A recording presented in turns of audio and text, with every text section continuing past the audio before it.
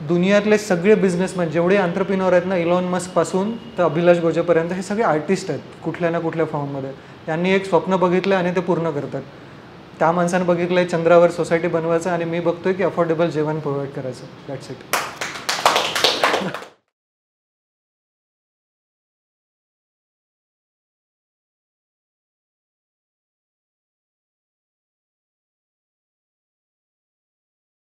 मी Abhilash Goje, Khana anywhere private limited डिजिमेस ह्या स्टार्टअपचा founder. मी गेल्या 2 आठवड्यांपासनं talent ट्रीचा event attend करतो आहे, आणि खूप छान आर्टिस्ट त्यांचा टॅलेंट इथे येऊन शो करत आहेत. कविता, शायऱ्या, रॅप, वेगवेगळ्या गोष्टी आहेत त्याच्यातल्या अशा. मी आत्तापर्यंत ऑडियन्स म्हणूनच तिथं बसून होतो. मला असं वाटलं की काहीतरी कॉन्ट्रीब्यूट केलं पाहिजे आपणही.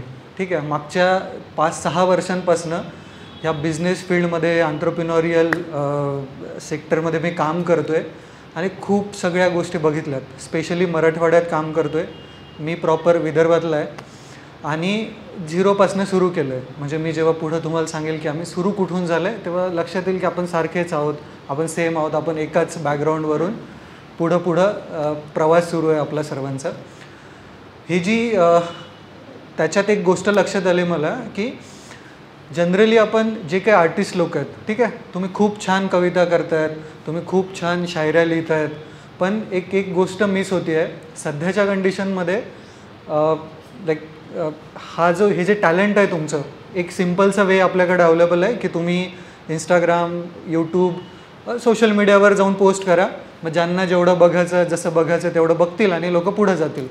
पण ना, फक्त आर्टिस्ट असून किंवा फक्त टॅलेंट असून तुमचं पोट भरलं जाऊ नाही शकत, ह्या मताचा मी आहे.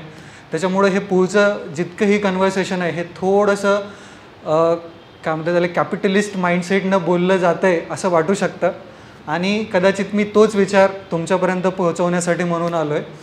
माझ्या इंस्टाग्रामच्या बायोमध्ये मी आत्ताच थोड्या दिवसापूर्वी चेंज केलं आहे की capitalist at mind and socialist at heart. So आत्ता रिसेंटली थोड्या दिवसांपूर्वी मी एका इव्हेंटमध्ये होतो मुंबईला.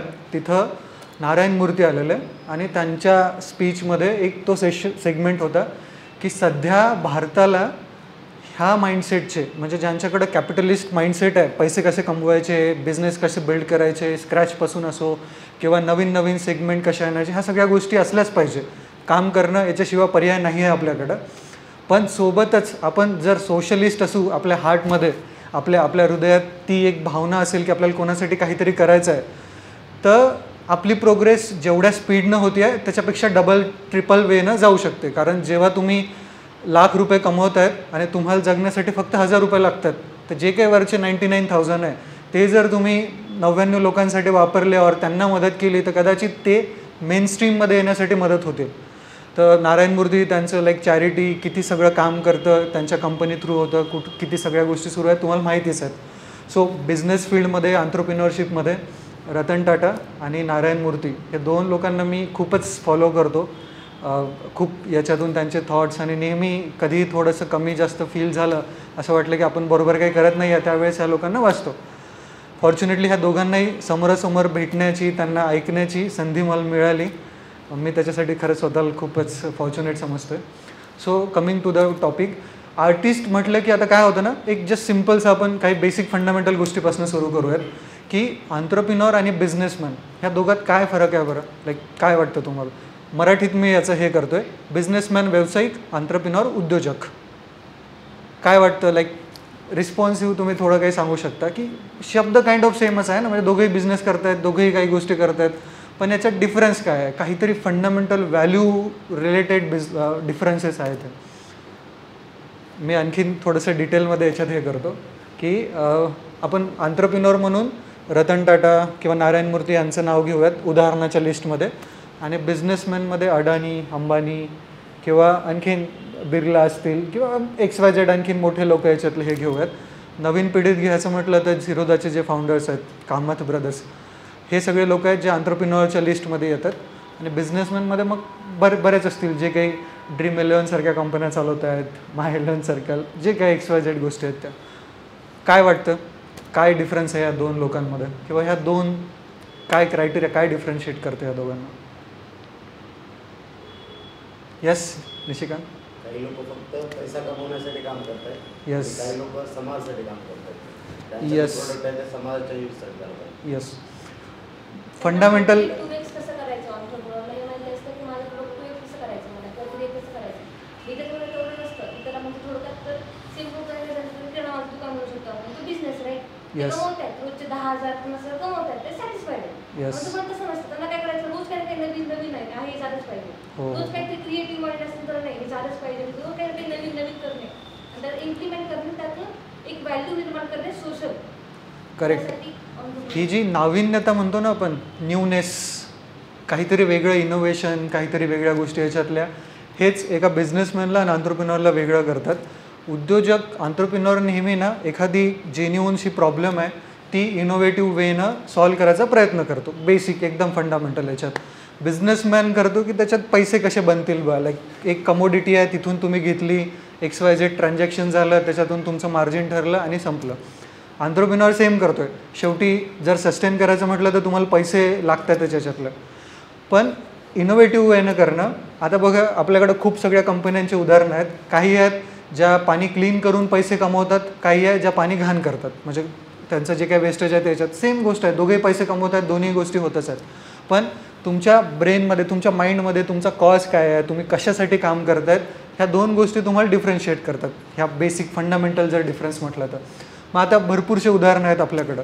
एक सोशल एंटरप्रेन्योरशिपवाला पार्ट एक असतो, ज्याचं मी आता एक विवेकदादाचं उदाहरण इथं देऊ इच्छितो की तुम्ही एंटरप्रेन्योर और तुम्ही बिझनेसमॅन ज्या काही टाईपनं तुम्ही तुमच्या रुटीन ॲक्टिव्हिटी करतायत, ठीक आहे, पण हा टॅलेंट्रीसारखा एक प्लॅटफॉर्म तुम्ही रन करतायत जो सोशल एंटरप्रेन्योरशिप याच्यात मोडतो. कसा?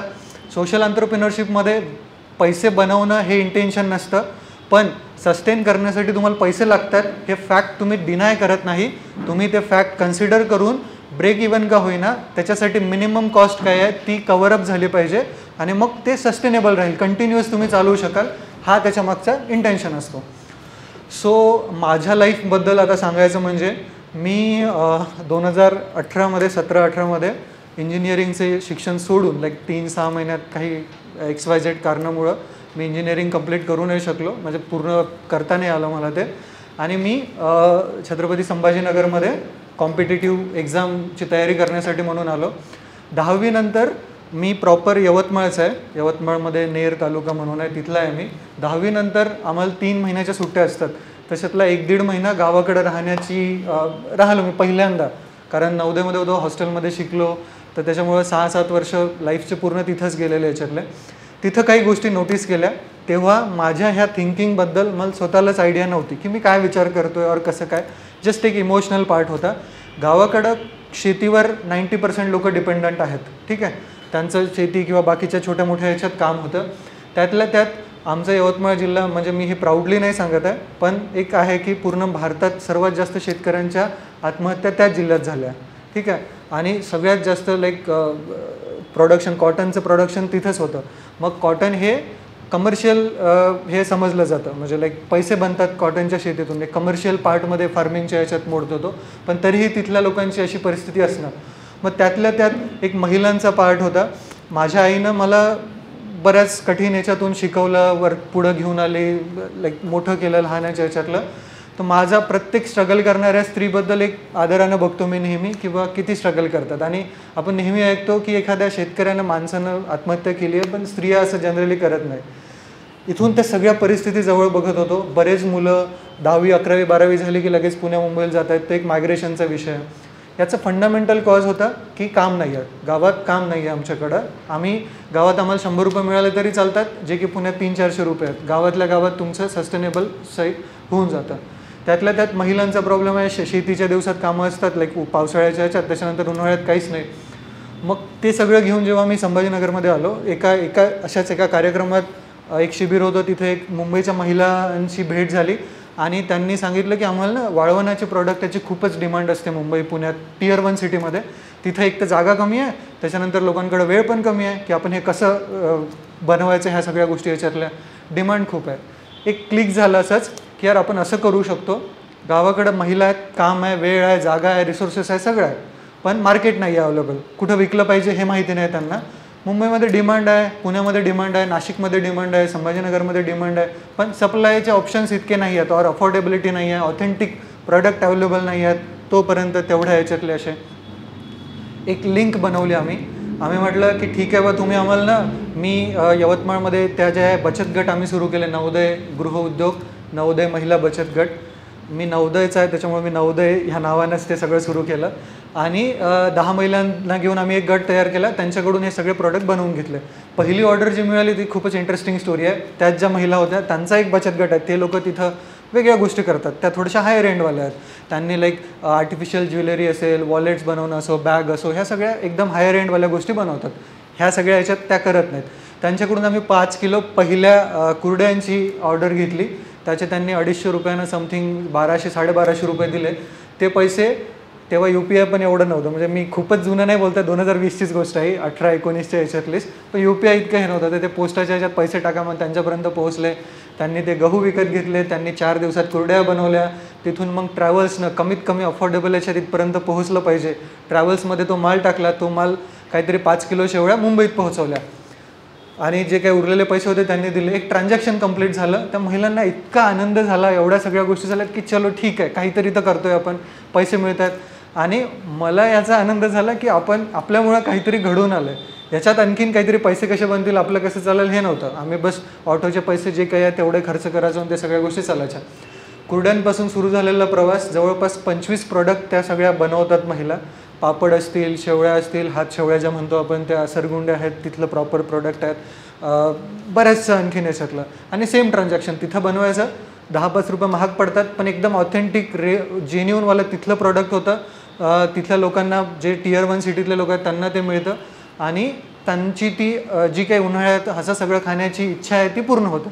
सिम्पलचं ट्रान्झॅक्शन झालं. हा एक सोशल एंटरप्रेन्योरशिपचा एक एक्झाम्पल आहे. याच्या थ्रू एक एम्प्लॉयमेंट जनरेशन झालं, मायग्रेशन रिड्यूस होण्यासाठी हेल्प झाली, खूपच छोट्या लेवलवर झाला. 3-4 बचत गटांसोबत काम केलं आम्ही. प्रत्येक उन्हाळ्याच्या सीझनमध्ये 4-5 क्विंटलचा माल जातो. आजही ते काम सुरू आहे. आता आपण ते भारतीय ट्रेडिशनल फूड्स ह्या नावानं एक नवीन स्टार्टअप सुरू करतो आहे, ज्यामध्ये जे काही ऑथेंटिक प्रोडक्ट तयार होतात ऑल ओव्हर महाराष्ट्रासाठी आपण लॉन्च करतो आहे. ते ज्यामध्ये प्रत्येक ठिकाणी जे काही आहे, जसं कोल्हापूरचा ठेचा फेमस आहे, खानदेशातल्या नागली, बाकीच्या सगळ्या गोष्टी आहेत त्याच्यातल्या, विदर्भातल्या आणखीन काही गोष्टी आहेत त्याच्यात, मराठवाड्यात काही होतं, ऑथेंटिक एकदम हँडमेड विदाऊट मशिनरी वापरता तयार केलेले प्रोडक्ट त्या साईटवर उपलब्ध असतील.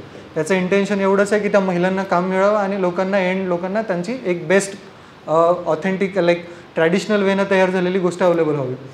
सो ही जी सगळ्या गोष्ट सांगितली मी, याच्या मागचं इंटेन्शन एवढंच आहे की तुमच्याकडं प्रत्येक वेळेस पैसे असणं गरजेचं आहे असं नाही आहे. मी कॉलेज स्टुडंट होतो, स्वतःच लाईक होम ट्युटरिंग करून स्वतःचा मेसचा आणि हॉस्टेलचा खर्च पूर्ण करत होतो, पण तरीही हे सगळं करण्याची इच्छा होती आणि जस्ट एक ट्रान्झॅक्शन घडवून आणायचं आहे, पैसे आहेत इथून होतं. जनरली आपल्या सगळ्यांना असं वाटतं की बिझनेस सुरू करायचं म्हटलं किंवा काही गोष्टी करायचं म्हटलं की पैसेशिवाय पर्याय नाही आहे, मग त्याच्यासाठी बरेच लोक थांबून असतात.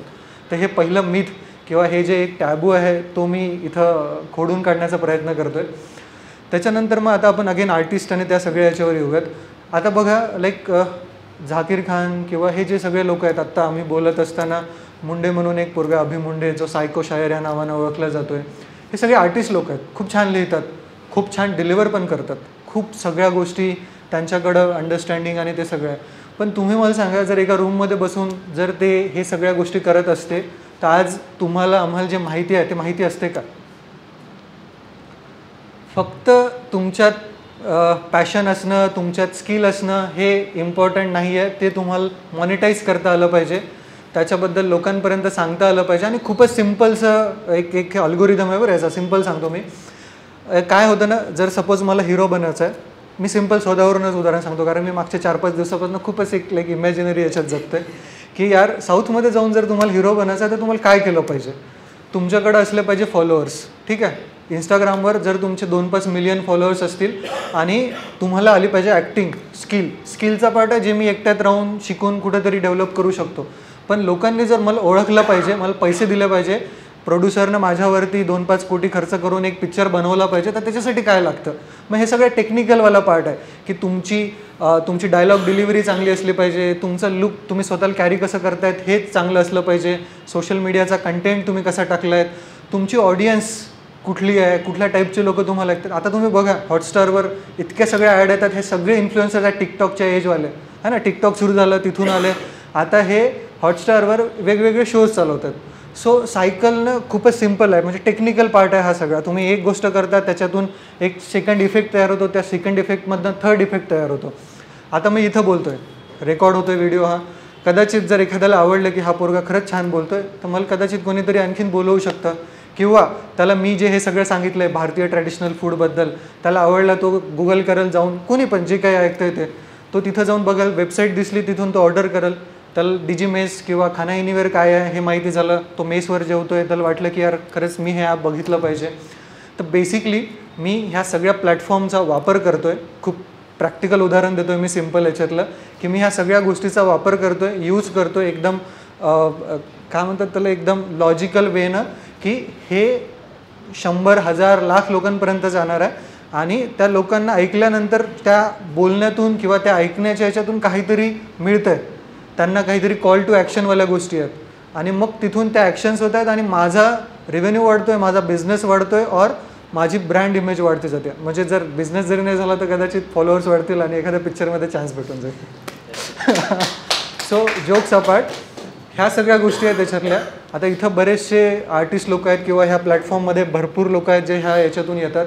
तर माझं एवढंच सांगण्याचा इंटेन्शन आहे की तुम्ही तो जो एक अप्रोच असतो, एक प्रॅक्टिकल अप्रोच असतो, एक प्रोफेशनल अप्रोच असतो, तुमच्यात जी पॅशन आहे, जी तुमच्यात स्किल आहे ती लोकांपर्यंत पोहोचवण्याचा, लोकांसोबत कम्युनिकेट करण्याचा, तुमच्या इमोशन्स त्यांच्यापर्यंत पोहोचवण्याचा हा एकदम टेक्निकल वेनं जर वापरला, हे प्लॅटफॉर्म जर बरोबर वापरलेत तर तुम्ही ह्या सगळ्या गोष्टी अचीव करू शकता, तुम्ही पैसे कमवू शकता.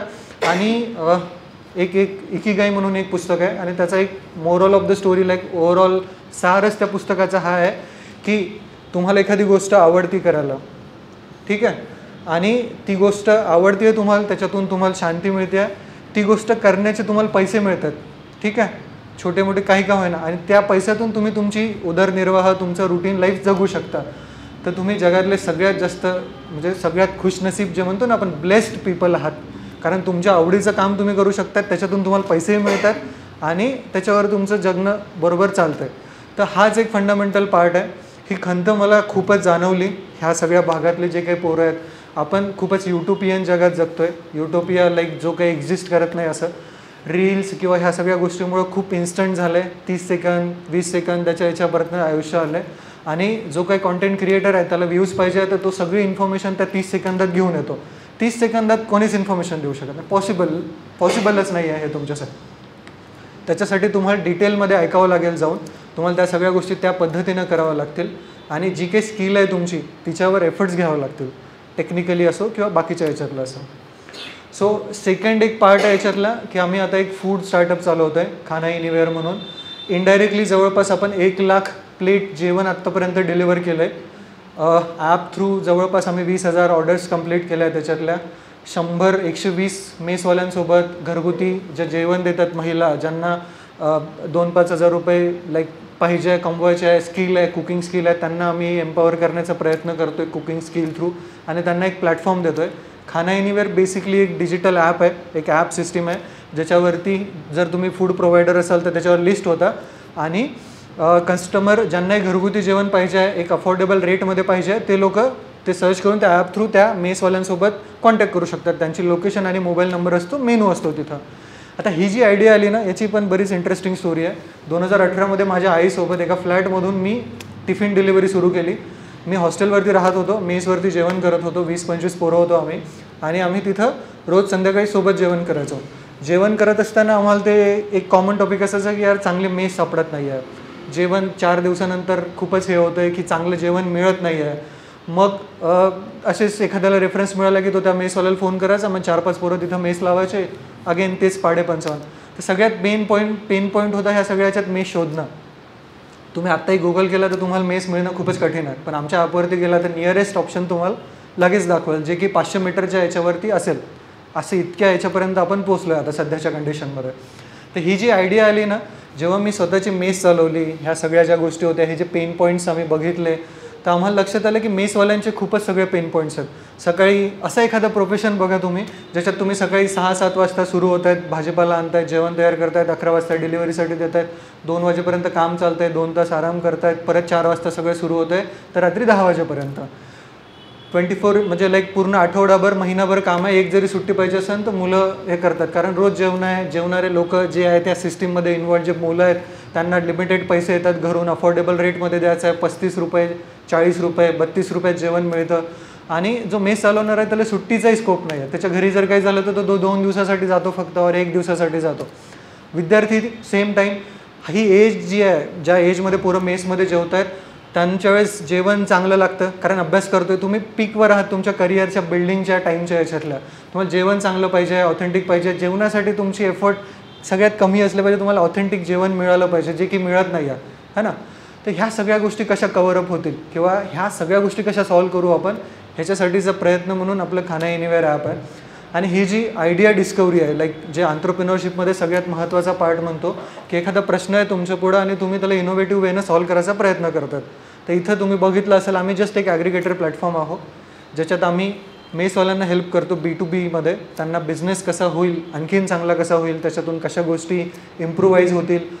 तो जो ॲटिट्यूड मिस होतो आहे तिथं, की एक रेस्टॉरंटवाल्याकडं जसा ॲटिट्यूड असतो तो ना ग्रीट करतो, त्याच्याकडं युनिफॉर्म असतो त्याच्या स्टाफकडं, टेबल लगेच साफ केला जातो, त्याचा मेनू स्टँडर्डाईज असतो, त्याच्याकडं बऱ्याच गोष्टी आहेत, अकाउंटचा पार्ट असतो, त्याला माहीत असतं की आपला किती सेल झाला आहे, आपलं मार्जिन किती आहे. पण एखाद्या मेसवाल्याला हे माहीत नसतं मोस्ट ऑफ द केसेसमध्ये. खूपच आहेत, आम्ही आता जवळपास 250+ मेसवाल्यांसोबत काम केलं आहे, इनडायरेक्टली डिरेक्टली. पण त्याच्यातल्या जवळपास 5 मेसवाल्यांना माहिती असेल सगळं काय सुरू आहे, तर बाकीच्यांचं सायकलिक फॉर्ममध्ये सुरू असतं फक्त. तर मग आम्ही तो प्रयत्न करतो आहे की ही इंडस्ट्री रिव्होल्युशनराईज करूयात आपण, त्याच्यासाठीचे प्रयत्न करूयात, जेणेकरून एंड कस्टमरला एक चांगलं जेवण मिळेल घरगुती टाईपचं. आणि जो काही बिझनेसमध्ये माणूस उतरतो यावाल्या, most of the middle class, कमी बऱ्यापैकी मिडल लेवलचं शिक्षण झालेले आणि पोटापाण्यासाठी मेसच्या धंद्यात उतरलेले लोक आहेत त्याच्यात, तर त्यांना एक डिजिटल प्लॅटफॉर्म जेणेकरून ते त्यांचं प्रोडक्ट आणखीन चांगल्या लेवलवर विकू शकतील. आणि महिन्याकाठी किती पैसे उरलेत आपल्याला, फक्त आपण मेहनत केली आहे बैलासारखी असं न करता आपल्याला पैसे उरले आहेत हे त्यांना दिसावं, आणि ते पैसे जास्तीत जास्त कसे उरतील ह्याच्यासाठी आपण ह्या मिशनवरती काम करतो आम्ही बेसिकली. आणि ही सगळी स्टोरीज तिथून सुरू झाली आहे, स्वतःच्या पेन पॉईंट्सवरनं. म्हणजे असं नव्हतं, आजकाल बऱ्याच गोष्टी आहेत की स्टार्टअप ग्लॅमर वर्ल्ड झालं आहे, बऱ्याच गोष्टी आहेत की सगळे लोक एकदम 5-50 लाख रुपये टाकून एक स्टार्टअप म्हणतात कुठल्याही गोष्टीला याच्यातलं, आणि सो कॉल्ड त्या गोष्टीच्या याच्यात जगत आहेत. ॲक्च्युअली प्रॉब्लेम सॉल्व्ह करतो आहे का, ॲक्च्युअली कस्टमरला पेन पॉईंट सॉल्व्ह होत आहेत का, खरंच आपल्यामुळं फायदा होतो आहे का, ह्या गोष्टी नंतर कन्सिडर केल्या जातात, ज्या की आधी केल्या पाहिजे. ह्या सगळ्या गोष्टी सांगितलं मी तुम्हाला. आता याच्याशी रिलेटेड जर काही विचारायचं असेल किंवा काही गोष्टी असतील तर तुम्ही नक्कीच विचारू शकता, किंवा काही असेल त्याचं.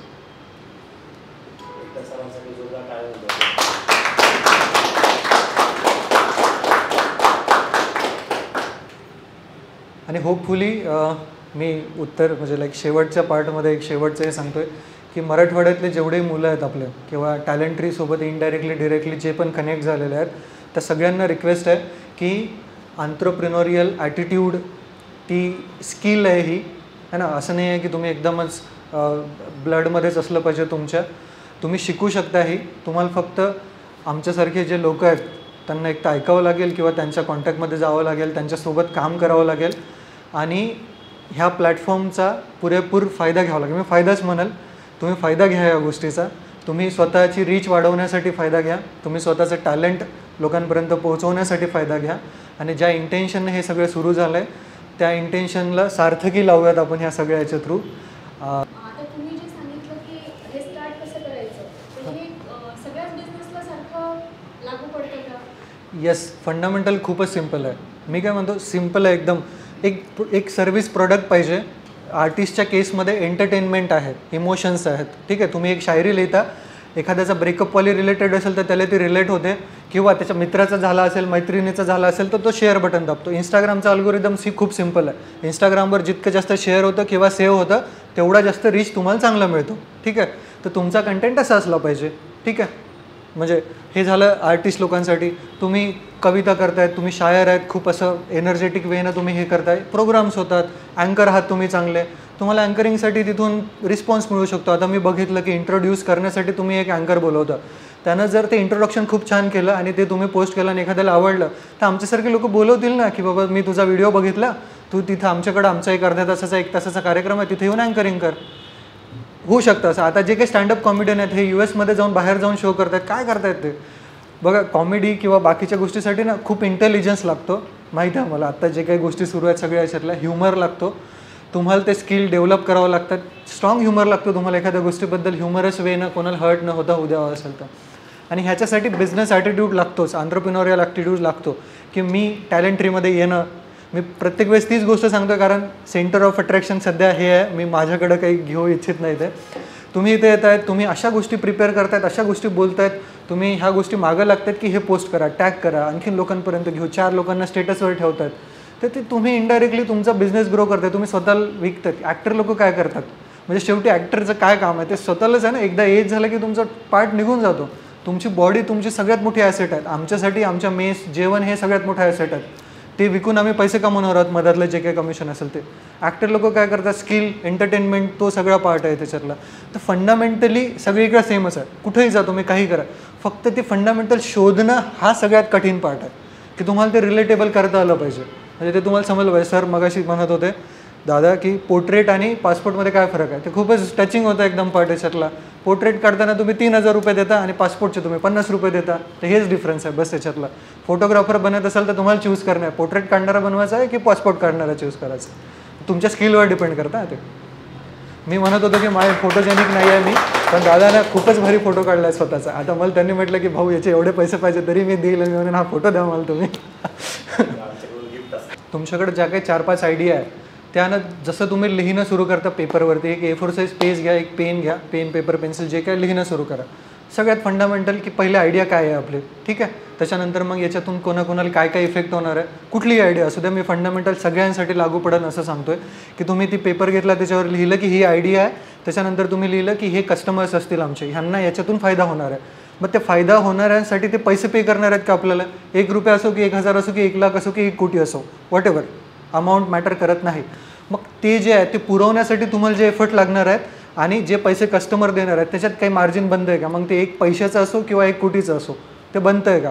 ते जर बनत असेल आणि तुम्ही ते स्केलेबल फॉर्ममध्ये देऊ शकत असाल की तुम्हाला जगाला 1 लाख रुपये महिन्याचे लागतात आणि तुम्ही इतक्या स्केलवरचं बनवू शकता, तर डेफिनेटली तुम्ही त्या आयडियासाठी गेलं पाहिजे. That's it. आणि जेव्हा तुम्ही लिहिता ना तेव्हाच तुम्हाला कळतं की हे चालणार आहे नाही चालणार आहे. दिमागात मी जनरली स्वतःलाही सांगतो हे की ब्रेनवर विश्वास ठेवू नये, हार्टवर विश्वास, स्वतःच्या याच्यावर इमोशन्स. 2 माणसं असतात आपल्या दोघां आतमध्ये.